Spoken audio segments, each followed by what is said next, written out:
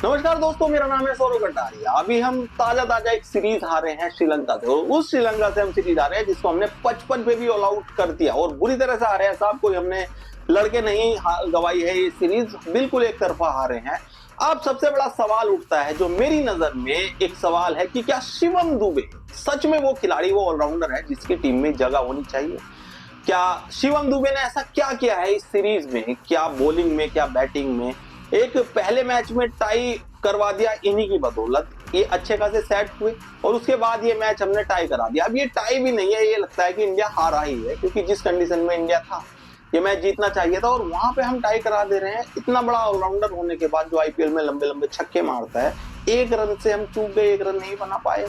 और शिवम दुबे एक हिट दूर थे, कर सकते थे। दूसरे मैच में, तीसरे मैच में शिवम दुबे का कोई परफॉर्मेंस दिखा नहीं है और मैं अचंभित हूँ। मुझे बड़ा अचंभा होता है कि शिवम दुबे की जगह कैसे बनती है टीम में, और वो भी एक हार्दिक पांड्या जैसे ऑलराउंडर को छोड़कर इनकी जगह कैसे बनती है। टीम सिलेक्शन किस बिहाफ पे हुआ था, जिसमें अजीब अजीब से खिलाड़ी खेलते हुए देखने को मिले, जैसे हमारे हुए ये शिवम दुबे हुए और हुए केएल राहुल भी इस सीरीज में फेल ही रहे। अब शायद इनको चुना भी नहीं जाएगा, लेकिन शिवम दुबे का अगले सीरीज में सिलेक्शन पे सवाल तो उठ गया है, क्योंकि इनको ऑलराउंडर के तौर पे शामिल किया गया था। और ऑलराउंडर बॉलिंग में तो मतलब क्या ही ये करते हैं, मुझे समझ नहीं आता इनको किस तरह से ऑलराउंडर बोलते हैं। इनसे अच्छी बॉलिंग रियान पराग ने की इस सीरीज में, इनसे अच्छी बॉलिंग और दूसरे ऑलराउंडर हैं वो कर सकते हैं।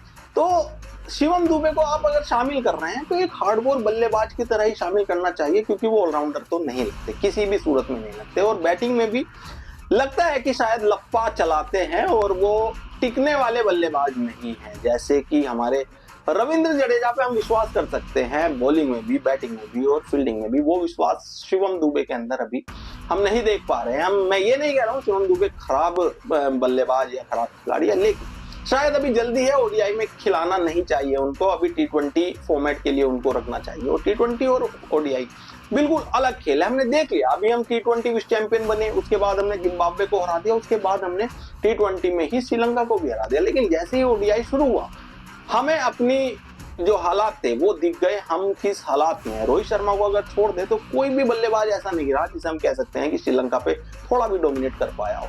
रोहित शर्मा ने एक तरफा डोमिनेट किया है। शुरुआत के 6-7 ओवर तक हमें लगता ही नहीं था कि तीनों मैचों में कि ये मैच हम हार सकते हैं, टाई हो सकता है।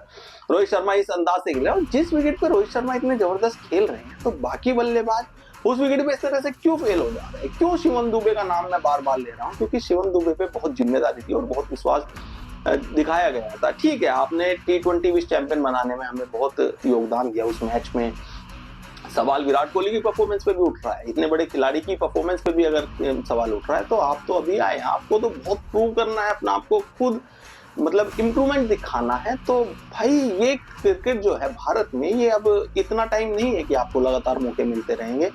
इसमें आप देखिए कि हार्दिक पांड्या और रविंद्र जडेजा जैसा ऑलराउंडर बाहर है, तो आप सोच लीजिए कि अगर आपकी परफॉर्मेंस में बेहतर कुछ नहीं हुआ तो आप भी जल्दी बाहर चले जाएंगे, और बिल्कुल कर देना भी चाहिए। इतने मौके देने की शायद जरूरत भी नहीं है। अभी इनको और आईपीएल और डोमेस्टिक क्रिकेट खिलाएं, और ओडीआई क्रिकेट पे इनको ध्यान देना चाहिए। 50 ओवर का मैच खेलने के लिए बहुत हिम्मत चाहिए, और हम ये हिम्मत नहीं दिखा पाए इस सीरीज में। हम 50 ओवर खेलने की हिम्मत दिखा ही नहीं पाए, शायद पूरी सीरीज में खेल भी नहीं पाए, शायद हर मैच में शायद हम ऑल आउट ही हुए। तो पता नहीं, समझ नहीं आ रहा है कि हमारी ओडीआई टीम को क्या हो गया है यार। हम ठीक है, ओडीआई वर्ल्ड चैंपियन नहीं है, लेकिन रनर अप थे, हम उप विजेता थे इस ओडीआई फॉर्मेट के भी। अभी 2023 में जो वर्ल्ड कप हुआ उसमें हम चैंपियन नहीं बने, लेकिन उप विजेता तो थे ही ना, हारे थे फाइनल में पहुंच के। तो ये हालात हम होते हुए नहीं देख सकते। तो कुछ खिलाड़ियों पे एक्शन जरूरी है, उनकी परफॉर्मेंस को देख के उन पे एक्शन जरूरी है। आप क्या राय रखते हैं? अपनी राय हमें कमेंट करके जरूर बताएं।